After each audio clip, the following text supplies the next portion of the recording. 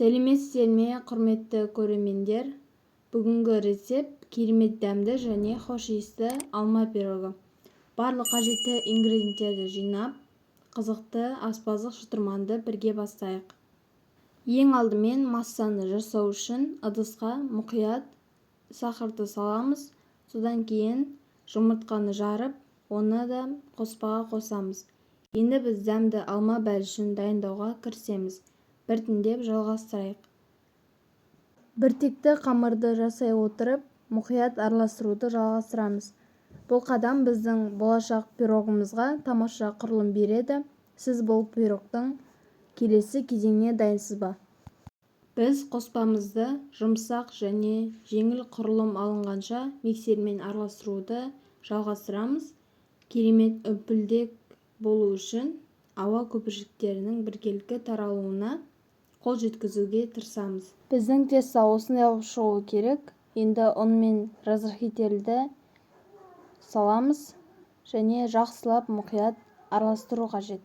Енді біздің қалың массаға алдын ала ұсақтап кескен алмаларды қосамыз.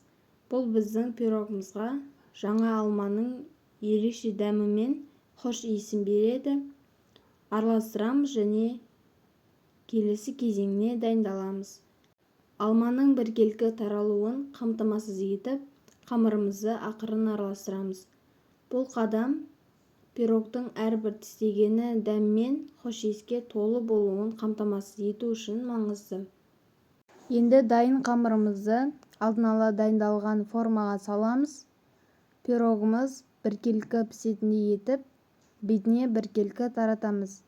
Осы керемет десертті пісіруге келесі қадамға көшейік.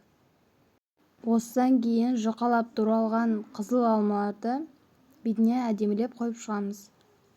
Осы уақытта пешті 180 градусқа қыздырып қоямыз. Бұл пирогты дастарханға ұсынар алдында суытып алыңыз.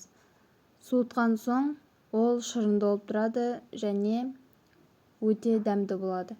Осылай барлық алмаларды пирогтың бетіне біркелкі етіп қойып шықтым. Енді қызып тұрған 180 градустағы пешке саламыз.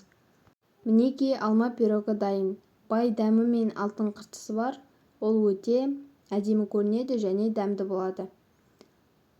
Осы қарапайым рецепт арқылы аспаздық шедеврлеріңізді үйде дайындасаңыз және әрбір тістеудің таңғажайып дәмін көріңіз. Біздің аспаздық жасауымызды аяқтау үшін біздің пирогтың үстіне қант отағын біркелкі себеміз.